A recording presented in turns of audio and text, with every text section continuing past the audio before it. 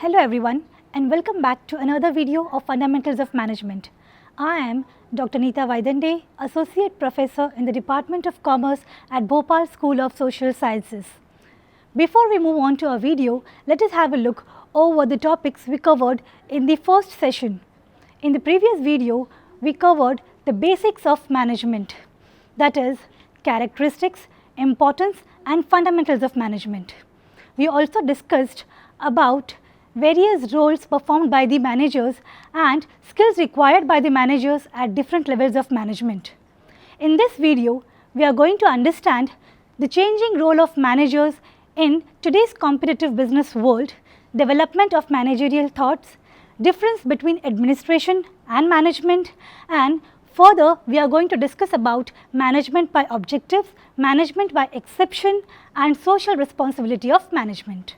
In the last 25 years, the world has witnessed changes at the business front and that has impacted corporate world and management of companies. It was an era without mobile phones and internet, but with increasing globalization, the concepts of management has evolved with improved performances. What are the changes that are seen in the organizations today? You will find there is a shift in demography, rapid pace of technology, economic integration and globalization has resulted into many challenges that are thrown in front of the managers. This globalization has demanded changes in the concepts of management and the roles of manager also has changed with increased challenges. Now, what are the challenges faced by the managers today in this competitive business world? Let us have a look over every challenges of the managers today. The first challenge is growing workforce diversity. To remain competitive in the market requires creative and diverse workforce. Therefore, managing such a diverse community internally is a big challenge before the managers. The workforce composition is changing and is getting heterogeneous in terms of age, gender, culture, education, etc. Number of working women at the professional front is also increasing and this is a big challenge in front of the managers today. The second point is cross-cultural diversity. Due to globalization, many companies are now operating in more than one country. This crossing of geographical boundaries gave birth to multicultural organizations. Today, managers have to be culturally sensitive and should adopt a broader perspective to manage such a diverse workforce. The third challenge before the managers is information technology. Technology is a vital part of every organization. Organization does not operate and function in constant environment. It keeps on changing. Therefore, technology also plays a very important role in business management. In order to keep pace with the changing technology, the organizations need to innovate. It is the responsibility of the managers to encourage and promote innovation among its subordinates. He should guide and motivate the subordinates and employees to come up with creative ideas and innovative techniques. This is a big challenge before the managers today. The fourth point is ethics and social accountability. There is a paradigm shift in the business concept.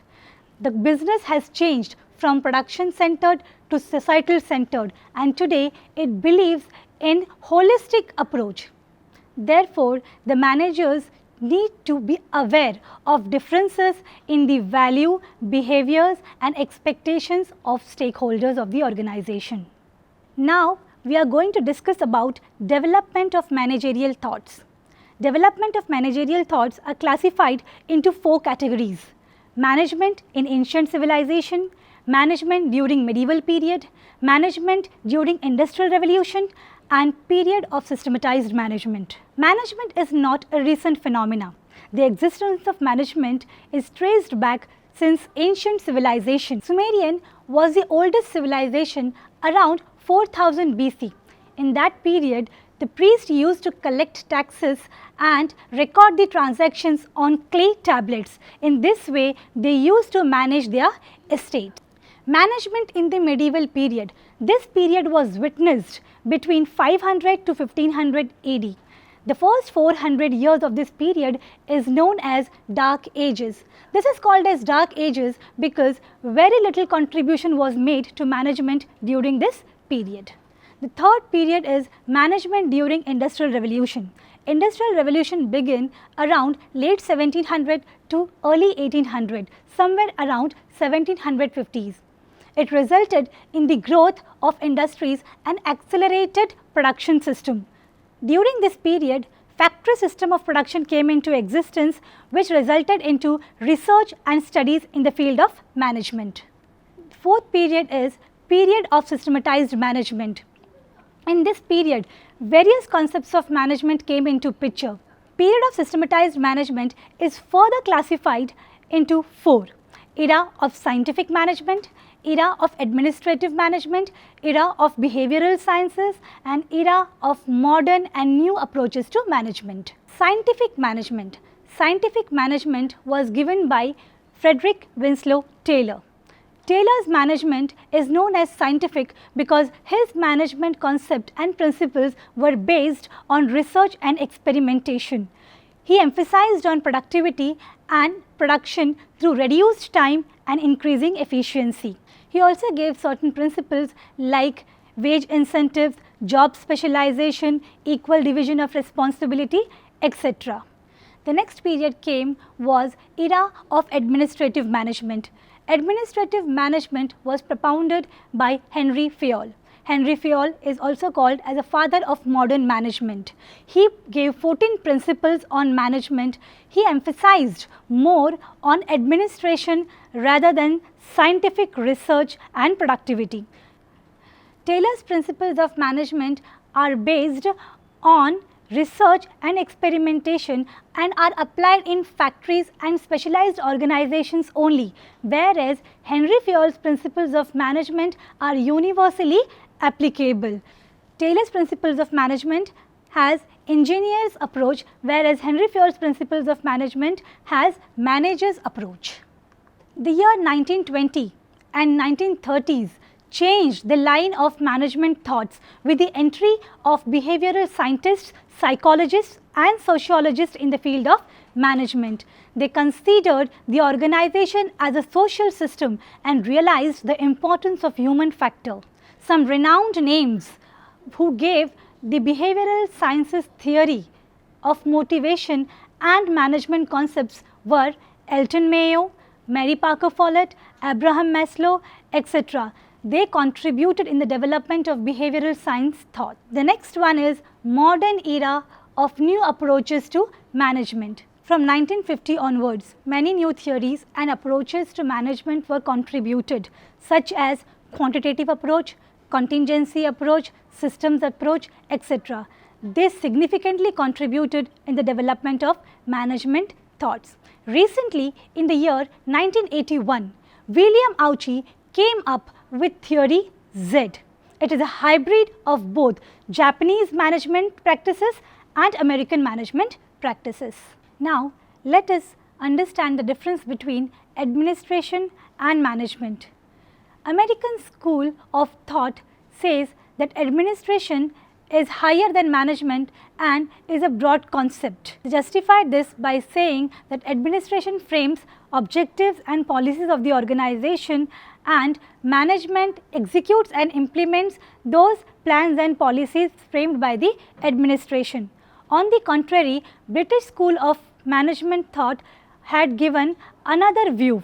They says that management is higher to administration. They justified it by saying that management is a comprehensive term and includes administration. Therefore, management is broader than administration. Henry Fayol, George Terry, etc. expressed that both the term administration and management are synonyms and the difference is only in their usage and applicability. Management by objectives. Management by objective is propounded by Peter Drucker. It is a participative approach ensuring direct participation of employees. It indicates working together of both superior and subordinate. They together frame plans and policies, objectives of the organization, and work on the implementation and achievement of the organizational goals. It is the philosophy of management with goal-oriented approach. It signifies participation and involvement of both superior and subordinates towards achievement of organizational goals. The process of management is explained in 6 steps: setting overall objectives collectively by both superior and subordinates, developing action plan jointly, implementation of plans and collection of resources, periodic review of the performances collectively, evaluation and performance appraisal, and the last step is feedback. They collectively work on achievement of organizational goals and objectives. Therefore, there are certain benefits of management by objectives. It is a result oriented philosophy that focuses on key result areas.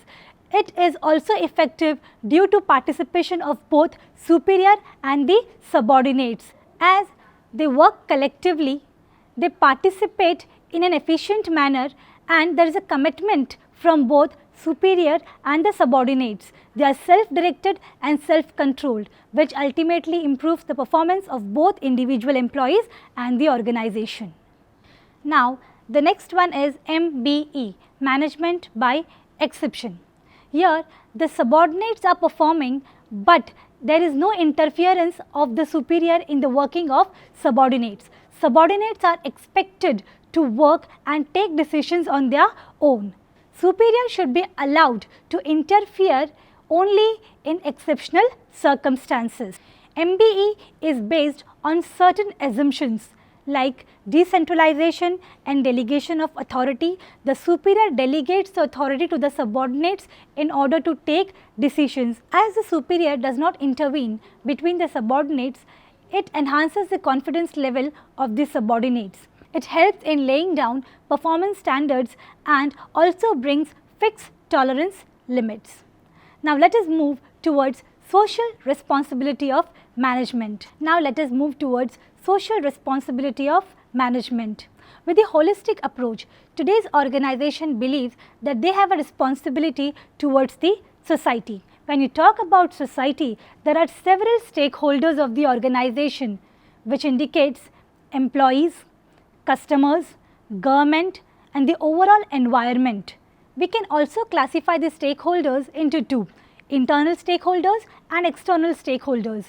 Employees, managers, and owners are the internal stakeholders, whereas suppliers, government are the external stakeholders.